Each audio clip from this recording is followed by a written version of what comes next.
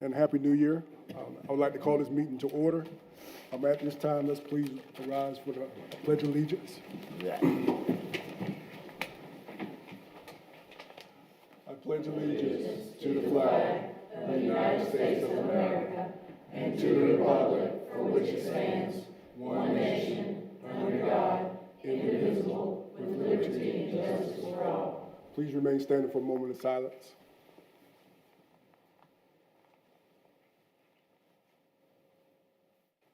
Thank you.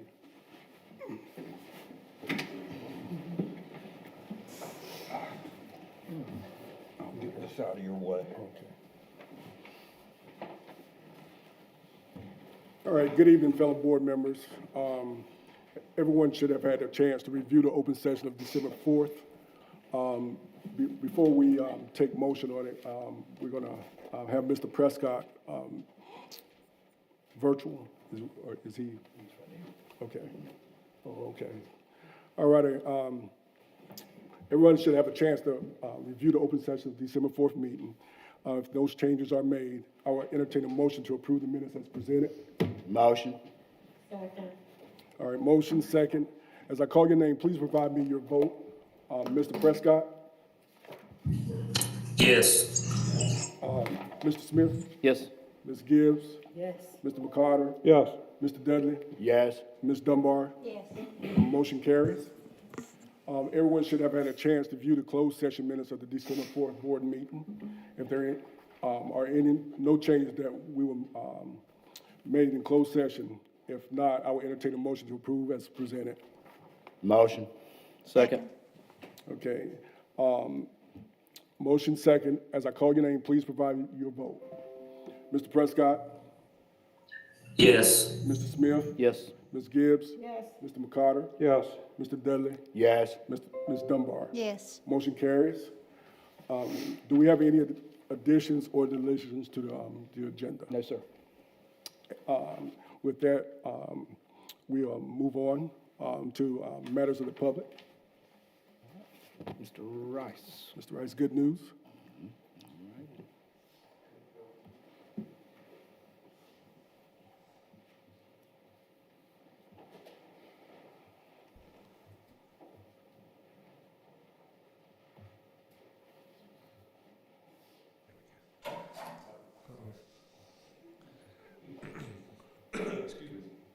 Good evening. I am here this evening with the Rotary Student of the Month. And tonight we have Earl Canfield from the Rotary Club to assist us in the presentations. For Bear, ROA, and Now, if I can just read a little bit about what they said about him at the school. Baird is one of the most unique individuals in our school. He is kind, loyal, smart, quirky, and athletic. He has an enduring love for his family, something that he carries with him to school. This is seen by his kindness towards others. Baird is an outstanding student who sets an example for others. He works hard and excels in his schoolwork, always turns work in on time, and shows concern for others. Above all, Baird's attitude is upbeat and optimistic. He always has a smile on his face and a word of encouragement for those around him. He excels in the classroom and is well liked by his peers and respected by his teachers. Baird represents the values of Pamlico County Schools and has a bright future ahead of him. Mr. Rice Snyder said he is continually impressed by Baird's character. The Pamlico County Middle School Rotary Student of the Month is Baird Adelaide.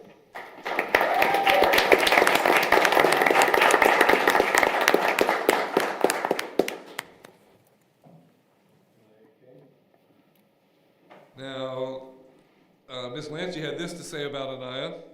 Over the past 2 years, I've had the pleasure of watching Anaya mature into an exceptional young lady. There is something truly special about watching students as middle schoolers and having the opportunity to watch them cross the threshold of high school and morph into young adults.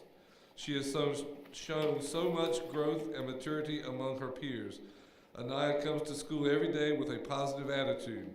More importantly, she stands up for other students when they are afraid to use their voice. She is willing to come forward and help when students are being bullied. She believes in doing the right thing, even when it may not be the popular thing. Additionally, Anaya participates in cheerleading. She is a talented athlete, and she is a strong teammate who shows promising leadership abilities. Anaya is a great representation of our Canes values. The Pamlico County High School Rotary Student of the Month, Anaya King.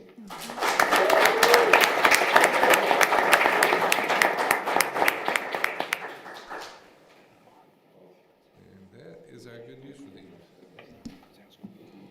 All righty. I'd like to congratulate both students.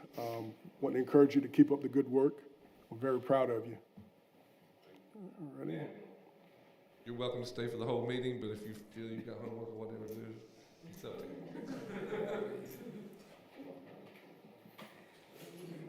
Thank you all. Thank you. Congratulations.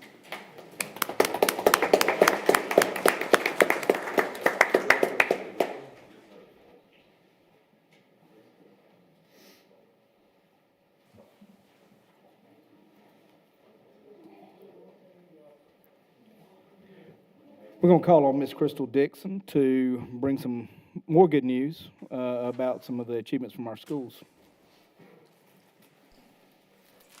Tonight, we would like to recognize our schools for academic growth and excellence. If I could ask our 4 school administrators to please come to the front.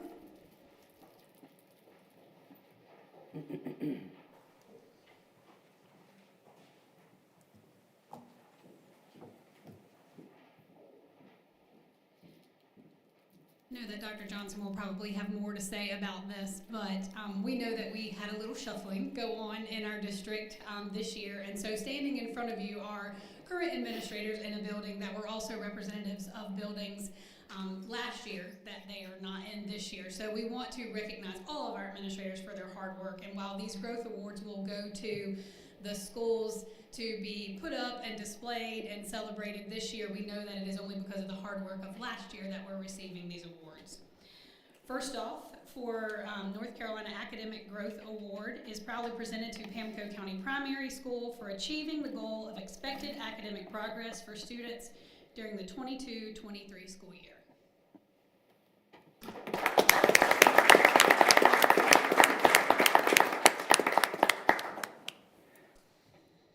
For Pamlico County Middle School, North Carolina Exceeded Academic Growth Award is proudly presented to Pamlico County Middle School for exceeding the goal of expected academic progress for students during the 22-23 school year.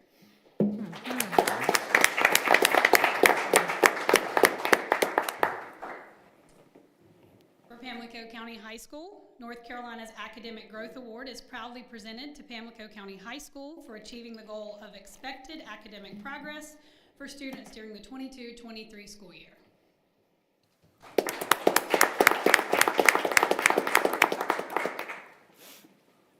And finally, an award tonight is presented to Pamlico County Schools in total for being in the top 10 school districts in our state with the highest graduation rate, for achieving an outstanding graduation rate of 92.4%.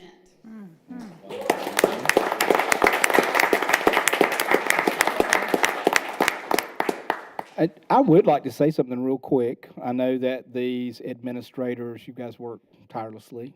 I know we've had a shuffling go on this year of leadership, but that doesn't, the faces change, the buildings change, but the goal remains the same, and that is to really to put our students in a position to excel, and you guys have done that. I want to thank you for that. I think it's worth noting and mentioning that Pamlico County Primary School, leadership of Ms. Carter Moore last year, not only met growth expectations, but we're in the top 50% of all schools in North Carolina for growth. And so, well done, Pamlico County Primary. Thank you. It's also important to mention that under the leadership of Ms. Becky Lanchey at Pamlico County Middle School last year, middle school was in the top 10% of all schools in North Carolina for growth. So, well done. I just thank you for your service. I know here we are in January talking about last year, and that is just really something that can't be helped because we just got these. It takes that long for the state to process things, but you guys just keep up the good work. We appreciate everything you're doing each and every day. We appreciate your leadership. Thank you.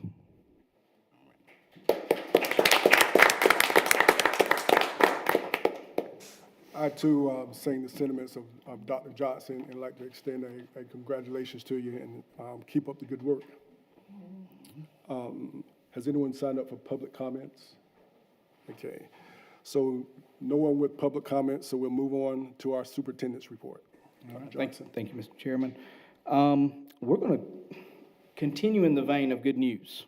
It's coming in the superintendent's report because it's a report to let you know that our NC Pre-K program went through a review recently, and the results were really outstanding. And I'm going to ask Ms. Dixon to really go through some of the details.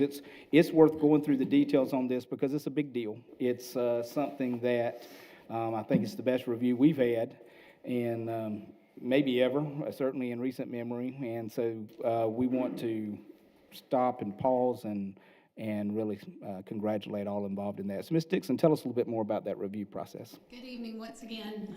For those of you in the room who have ever had anything to do with pre-K, you understand that while they may be our smallest learners, it is one of our biggest tasks. And just the requirements and regulations that go along with pre-K, it would really blow your mind. And if you'd like to have a conversation about that sometime, please feel free to stop by because it's ever changing and there's always something that we feel like we are behind the 8 ball on with pre-K. But I would like to share with you that on December 8th, Pamlico Primary's NC Pre-K classrooms took part in our annual compliance visit from the Department of Health and Human Services in the Early Childhood Division.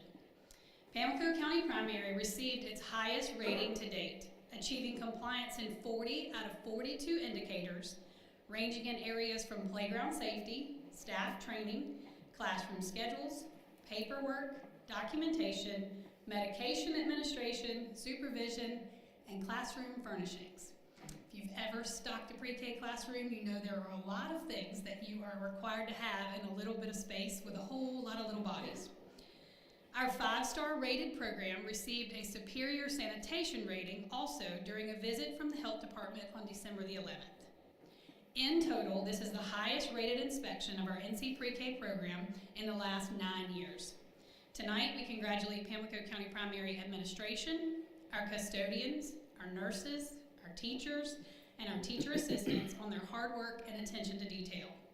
We would also like to thank Pamlico County Schools maintenance and child nutrition teams for helping us adhere to what often seems like impossible standards for our smallest learners.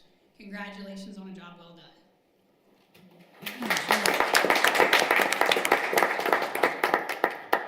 And thank you, Ms. Dixon, for directing the work of our NC Pre-K program. That's no small task either, so thank you for that. Moving along with the superintendent report, we'll look at the membership report. As of January 4th, Pamlico County Primary School had 310 students. There's no change from our November 30th report. Fred Anderson held steady at 160. Pamlico County Middle School gained a student. They have 257 students enrolled. Pamlico County High School lost 4 students, 441 students enrolled, so a grand total as of January 4th of 1,168 students. That's the membership report. Next thing on my report is to tell you a little bit about the school calendar and a survey that we're sending out. You'll recall last year we had a lot of discussion about the school calendar. Really felt like the state law, state requirements requiring us to start in late August was putting us at a disadvantage. Adhering to the law, we got a little creative. We shortened the first semester, lengthened the second semester. Really, it had minimal impact, I would say, on our K-8 schools. There are some details that certainly are worth considering on that. But our main thing, we wanted our high school students to be able to take exams prior to Christmas break. We did that, and we had really good preliminary results on our exams. But just wanted to make you all aware that we are sending out a survey to our teachers to see how this went. I mean, it was no small thing when we did this, because it definitely shortened the first semester. So there was a little bit of apprehension, certainly on my part, are we going to have enough time to get everything taught? And so we've done this, and like I said, if test scores are an indicator, I think we've done really well. And so kudos to Ms. Lanchey and the staff at Pamlico County High School for getting things taught and getting really good results in a shortened semester. But what we'll want to do moving forward, we're not bringing a proposed calendar to you tonight, but what we are doing is letting you know that we've sent out a survey to our teachers. I think as of midday, about 67 teachers had already responded to that survey, and so they're anxious to share their thoughts and opinions on that, and we'll be bringing the results of that survey to you all next month. But we wanted to use the teacher input and other data measures that we have as we make decisions about next year's schedule. We just wanted to kind of bring you up to speed on the school calendar. All right. Next up, we want to talk a little bit about our teacher advisory council that is proposed. We have, last year we started a parent advisory council. We've met several times, and we're really excited about the work that we're doing. We feel like it's bringing a voice to our parents and helping them be more engaged in the day-to-day operation and in the big picture operation of our schools. In that same vein, we want to do the same thing with our teachers. We have some very capable and just really good teacher leaders in our district. They're incredibly important to what we do, and so we are proposing that we create a teacher advisory council that will meet every other month to do that and to give us some teacher insight on the direction of our district. I'm actually one of the makeup of this group. We would like to certainly utilize our Teachers of the Year. I think they would be a great addition to a council like this. Miss Katie Brown, our district Teacher of the Year, teaches 6th grade at Pamlico County Middle School. She's been attending our meetings as a teacher advisor to the board. We would like to see her be more involved and engaged in what we're doing, and I think this Teacher Advisory Council would do that. In fact, I'm going to introduce Miss Katie Brown to come up and give us a little bit more information about the proposed Teacher Advisory Council, a little bit about the timeline and when we want to see it implemented, and just give you a little more information.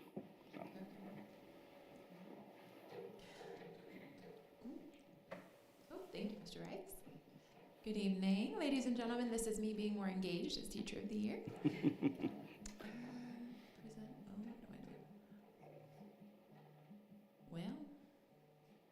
No. It's right beside it. It's hard to see. Right there. You got it. All right, first I want to wish you all happy Board Member Appreciation Month. We all appreciate y'all very much for everything that you guys do for our schools. I'm here to talk a little bit about the Teacher Advisory Committee. Okay, so our objectives of the Teacher Advisory Council, Dr. Johnson, Ms. Dixon, and I met before Christmas break to talk about what this should look like. So our goals and objectives of the Teacher Advisory Council are to foster collaboration, and this is between teachers, administrators, schools, and board members. So our goal is to create that platform to have conversations about what's going on in all of our schools and be able to share that with administrators, and for me as a Teacher of the Year to be able to present our ideas and goals and our objectives for decisions that are being made by the board, to present that to you from a teacher voice. We would like to enhance educational quality by improving district policies and educational practices, utilizing teachers' insights based on their experience in the classroom, and inform and improve district policies and educational practices within each building. We'd like to be able to empower teacher leadership. Like Dr. Johnson said, we have a lot of really great teachers within our district, and we want to make sure that our teacher voices are utilizing in the decision-making process. And that doesn't mean that our teachers are the ones making the decisions, but we want them to to be able to have them feel like they have a voice in that decision-making process. They're going to act as a representative to ensure that our perspectives are integral to that decision-making process by the board. We would like to also be able to promote professional development. As teachers, we are constantly learning, we're lifelong learners, and we want to be able to encourage each other different strategies and opportunities between teachers and schools. Sometimes at the middle school, we have really good opportunities that were provided by our administrators, and we want to be able to share that amongst building administrators and teachers to be able to make sure that we all have the same equality and opportunities to get the same professional development. And we also want to be able to promote and celebrate the positives in our buildings. I know sometimes you guys are always kind of accustomed to hearing the negatives. I know as a teacher, sometimes parents only come to you when there's a negative. So we want to be able to give that voice to celebrate accomplishments that oftentimes go unnoticed by you guys, and celebrate even just the small accomplishments that take place in our classrooms. So who is going to be part of this Teacher Advisory Council? Teacher of the Year from each school within the district will serve as a member of the council, and the District Teacher of the Year this year and in the future will serve as a spokesperson. So the District Teacher of the Year will provide feedback from each meeting and be able to give you guys our input and our agenda from the school or from each meeting, and the happenings within each school building. Additional members will be appointed to the council via principal recommendation as well as the application process. So we were kind of thinking that one person would be appointed via principal recommendation, and then another person per school would be appointed as an application. That way we have a whole bunch of different diversity and inclusive representation to this committee. We would like to be able to have a range of teaching experience and balanced representation of grade levels and content areas. So that means also having electives teachers have input, the same as classroom teachers. So when are these meetings going to take place? We are hoping to be able to meet bi-monthly at the end of every other month to have a presentation prepared for the board meeting by the beginning of next month. The meetings will take place at the central office after school hours to make sure that everybody is able to attend, and members of district leadership will contribute to a Google Doc that will serve as a running agenda. Our District Teacher of the Year will then serve as the facilitator for each meeting and then be prepared to present to the board at the beginning of each bi-month. The roles and responsibilities of this council are to make sure that the council's role is to advise and make recommendations, and just be aware that we're not making those policy decisions, but we are giving you our input, and to make sure that each teacher on this council has a voice to be able to feel like they are able to make a recommendation on decisions.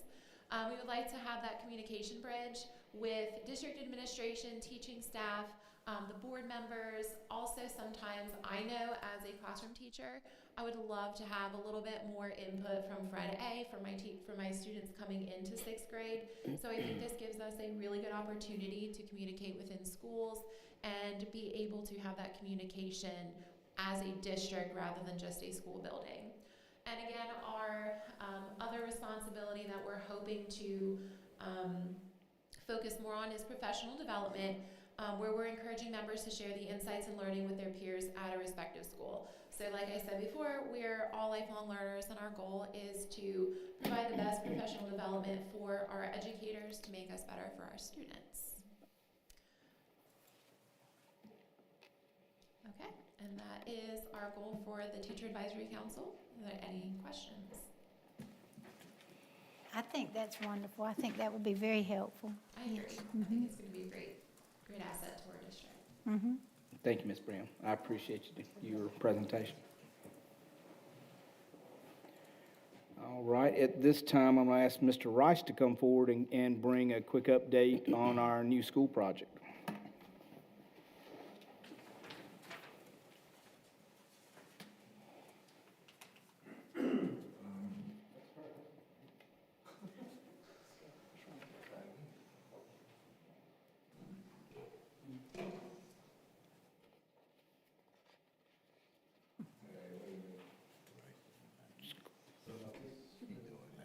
close that one out. Just close that one all the way out.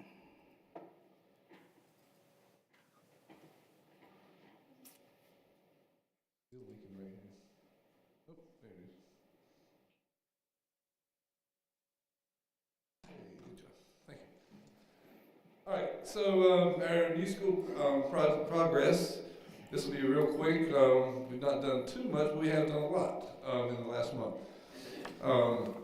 Update on our construction. This is the same slide you saw last time. When we met last time, we had completed 100% of the design documents. Now by the end of this week, we should be at 50% of the construction documents, and in about 6 weeks after that, we'll be ready to submit to DPI and the county agencies for review. So far, these are not changed, and hopefully, we're still on target for occupancy of August 19, 2026. The baseball field update, earlier we thought last year was going to be the last season on that field. Well, it's not. We're going to play one more season. As you can tell, because nothing's happening, it's almost baseball season. But we're getting close to starting. About a month from now, we should have our design documents completed. And then about a month or so after that, we will have the construction documents ready to go to the agencies and to be approved. May 24th, we hope to get it out to bid. A month later, we should have those bids back. And hopefully we can start construction July 24th this summer. And then by September, have the field and dugout construction completed, and the ball field and the field house completed by February 26th of next year, just in time for first day of practice on February 14th. So hopefully have good weather between now and this time next year. The only thing that's really new is it's not even new because I talked about it last month, the Phase 2 grant that we were going to apply for. Dr. Johnson and I went to the county commissioners meeting last Tuesday rather, because of the holiday, and the county commissioners approved for us to apply for the grant. So the following day, we submitted the application to DPI for that Phase 2 grant. And that's about all I have on updates for this month. You have any questions? When do you expect to hear from the grant, the new grant? That was my question, and they said they didn't know. They said we just have to wait and see. Hopefully it won't be too long though. Probably, I would suspect a couple of months. A couple of months? We are certainly anxious to hear about that. I appreciate Mr. Rice attending the meeting, and I do appreciate our county commissioners and their support. They had a special call meeting here, and we appreciate the partnership that is forming with our commissioners as we work our way through this project. Thank you. Thank you. All right, just a couple more items, and I'll be finished. Just want to bring this to your attention. You have sitting before you this bottle of 100% muscadine grape juice. I'm not sure you were aware, but earlier in the year, the North Carolina passed Senate Bill 582 to encourage public schools to make 100% muscadine grape juice available to students. And so local boards of education shall strive to ensure that 100% muscadine grape juice is made available. You just never know what's going to be a law. But I would not recommend pairing it with your pie, but this is for you. Hope you enjoy. And the last thing, I'm just going to come around here real quick. A lot of times when I'm up there, I can't see you all. I'm always, my back's to somebody every time I'm talking. And I wanted to stand here before you tonight and just tell you how much I appreciate you. It is Board Member Appreciation Month, and you'll notice some cards and little gifts there from us here at the central office and also our schools. But, regardless of gifts and cards and sentiment, all the things, I just want you to know and hope you know that we appreciate everything that you do.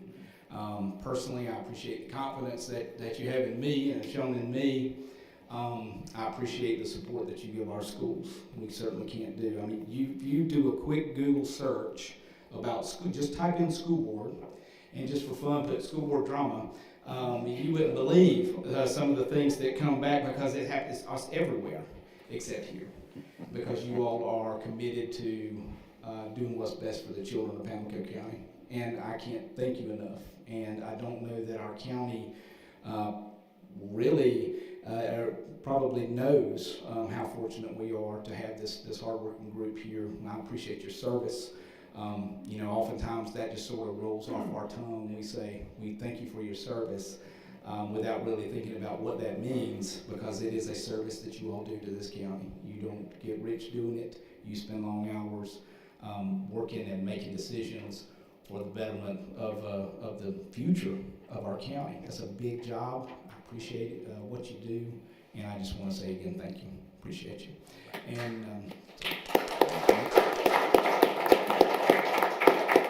And then finally, at the end of the superintendent report is oftentimes board member time, so I'll turn that over to you, Mr. Gibbs, and any board members who might want to say anything. Yes, first I'd like to thank you for the greeting warm. We really appreciate it. I did have an opportunity over the holidays to display my culinary skills. I donated a cake to each school that was having a Christmas party, so that's something that I enjoyed doing, and I enjoyed it this time. Attended a fabulous talent show at Fred Anderson.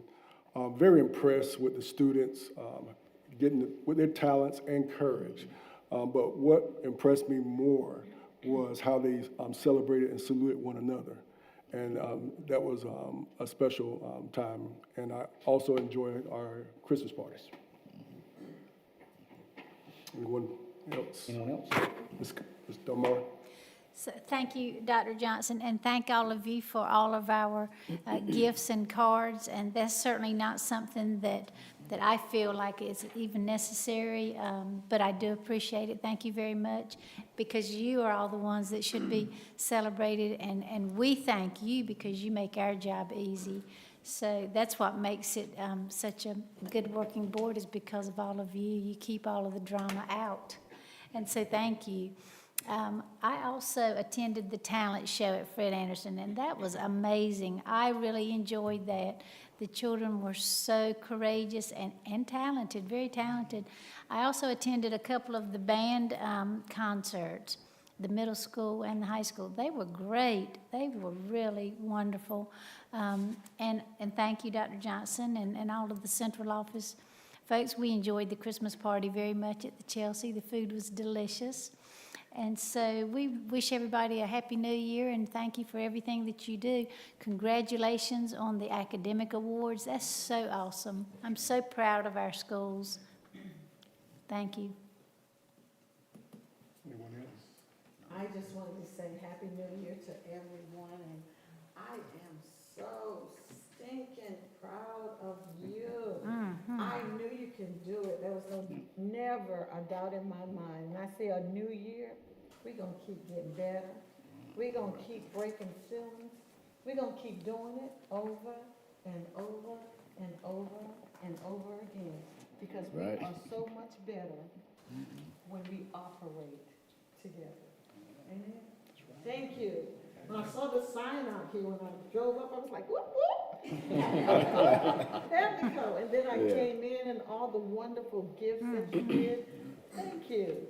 Thank you. We appreciate you so very much, because without you, we couldn't make this possible. So thank you. Appreciate you. Anyone else? All righty, we'll move on to our consent agenda. We have 4 items to consider for the vote, and they're as follows. One is the ratified field trip for the men's high school basketball team.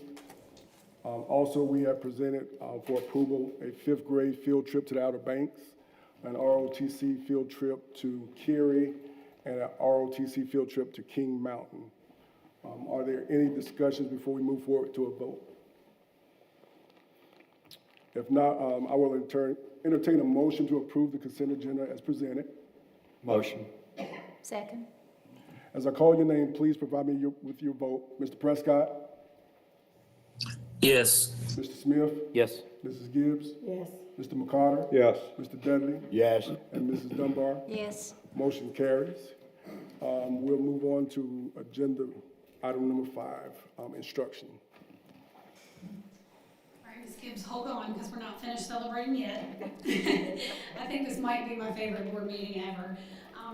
2 years ago today, our K-5 teachers embarked on a professional development journey like none other. As a part of Senate Bill 387, all of our elementary teachers across our state were required to complete an 8-module master's level course on systematic explicit literacy instruction. On January 3rd, just last week, 20 of our 23-member original cohort completed the 144 hours. And I'll say that again, 144 hours of literacy coursework and training. This coursework covered topics from brain research to comprehension and writing connections in the upper elementary classroom. Tonight, we congratulate our K-5 letters completers, not only for their diligence in completing the coursework on time, but for their stellar growth and performance on their own learning assessments. Pamlico County Schools' pre-test score for Volume 1 was 61% proficient. Our outstanding educators completed this course with an average of 98%.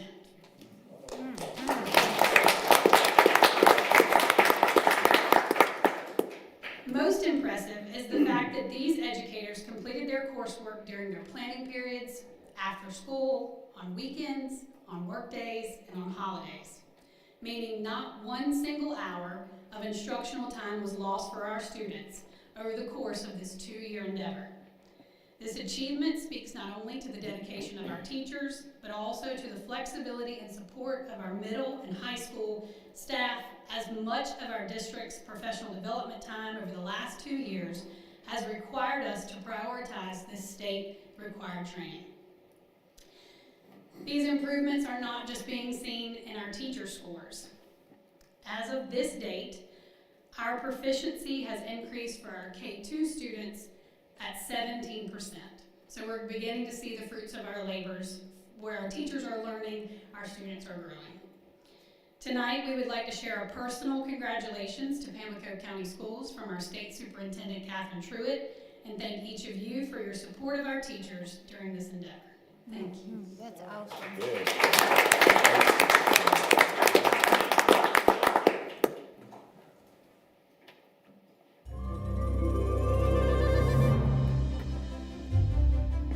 Hello, everyone. I am so thrilled to recognize and congratulate all of you on your completion of letters training.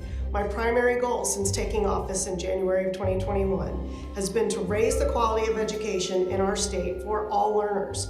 From day one, my team identified early literacy as a critical strategy to achieving this objective, and each of you has played a lead role in helping to make substantive progress in this goal throughout the last 2 years. As educators, we have all embraced the concept of remaining a learner. To a certain extent, we must be lifelong learners in order to better serve students, and that role is one you have graciously embraced throughout this training. We all know that the first few years of a child's education are vital, and that learning to read is essential to a student's academic progress and success. I chose education as my career because I am truly passionate about literacy and understand that student outcomes, both during their K-12 education and beyond, hinge on being a proficient reader. We chose letters as an investment in our teachers and for the future of North Carolina. Ultimately, investing in our educators is what allows us to truly and sustainably change the trajectory for many students in our state. What makes this process even more rewarding is that we know it's working. The improvements and gains we are seeing in students' literacy skills statewide are remarkable, and it demonstrates that our state's commitment to instruction, informed by the science of reading, is successful. I want to thank you for the time and energy you have devoted to letters. While I know the time you've poured into this training has been intense, I hope it has also been a meaningful and impactful experience as you continue to implement what you have learned. You are beyond busy, and yet you carved out time to prioritize this process, and it is because of your work that our students will benefit.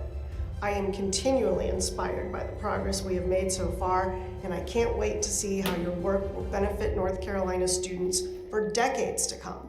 The future is brighter for students in our state because of you and your dedication to improving literacy outcomes for our students.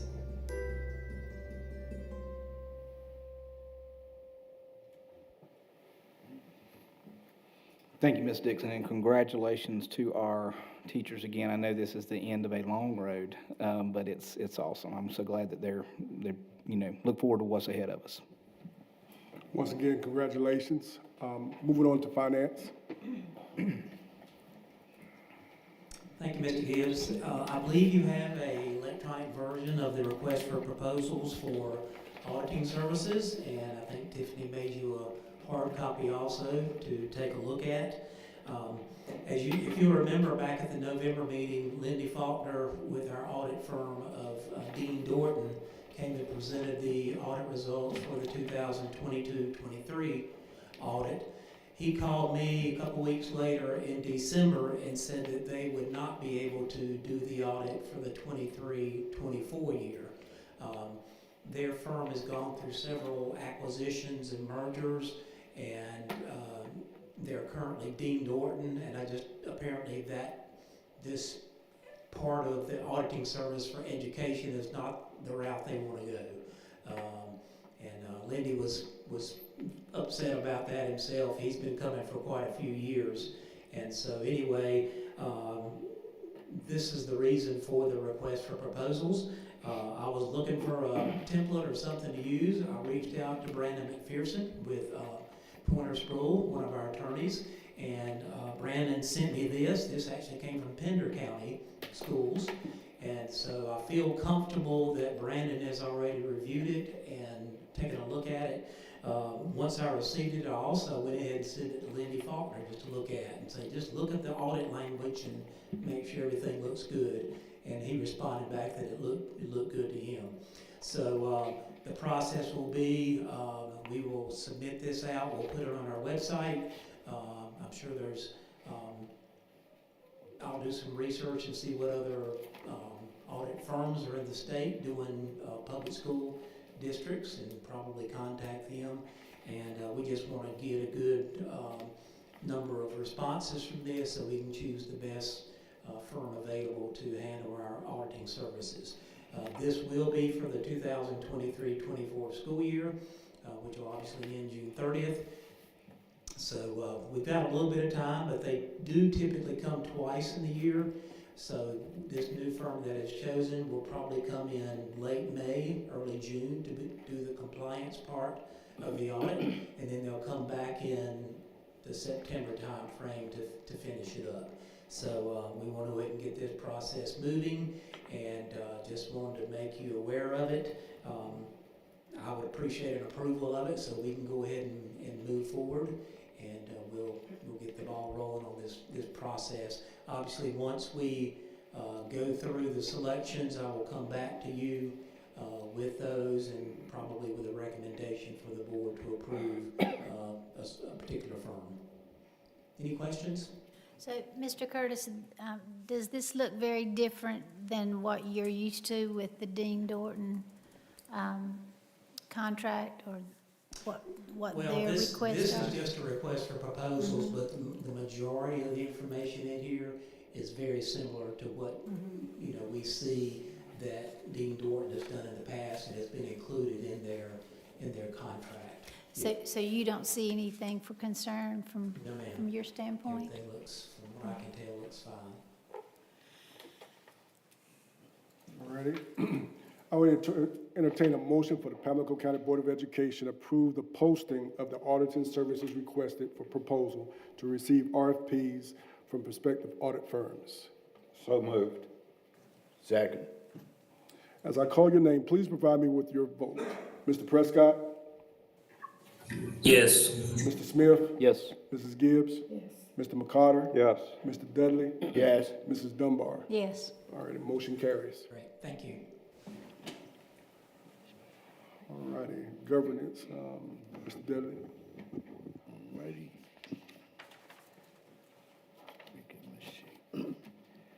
I move that the Pamlico County Board of Education enter into closed session to consider confidential student matters as provided in NC General Statute 143-318.11A1 and the Family Educational Rights and Privacy Act 20 USC 1232G and GS 115C-402. Confidential personnel matters as provided in NCGS 143-318.11A1, 5 and 6, and 115C-319, and to consult with the Board of Education attorney in order to preserve the attorney-client privilege as provided in General Statute 143-318.11A3. All right, we have a motion. A second. Second. All right, as I call your name, please provide me with your vote. Mr. Prescott? Yes. Mr. Smith? Yes. Mrs. Gibbs? Yes. Mr. McCarter? Yes. Mr. Dudley? Yes. Mrs. Dunbar? Yes. All right, motion carries. We will now enter into closed session at 6:47 PM.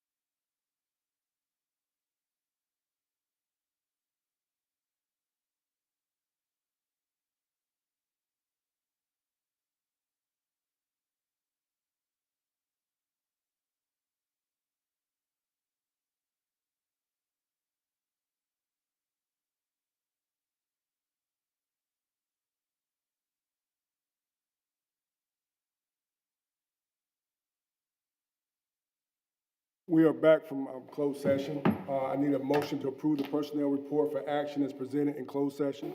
Motion. Second. As I call your name, please provide me with your vote. Mr. Smith? Yes. Mr. Prescott? Ms. Gibbs? Yes. Mr. McCarter? Yes. Mr. Dudley? Yes. Ms. Dunbar? Yes. Motion carries. Looking at the next meeting dates, our next meeting is February the 5th. I will entertain a motion to adjourn. Motion. Second. As I call your name, please provide me with your vote. Mr. Prescott? Yes. Mr. Smith? Yes. Mrs. Gibbs? Yes. Mr. McCarter? Yeah. Mr. Dudley? Yes. And Mrs. Dunbar? Yes. Motion carries. Great meeting.